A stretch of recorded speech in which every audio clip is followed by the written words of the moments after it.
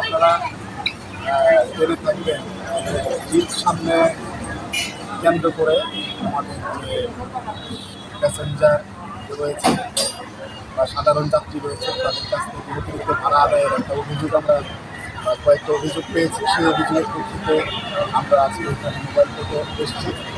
আমরা বেশ কয়েকটা ইতিমধ্যে জরিমানাও করেছি এবং আমরা যাত্রী সহ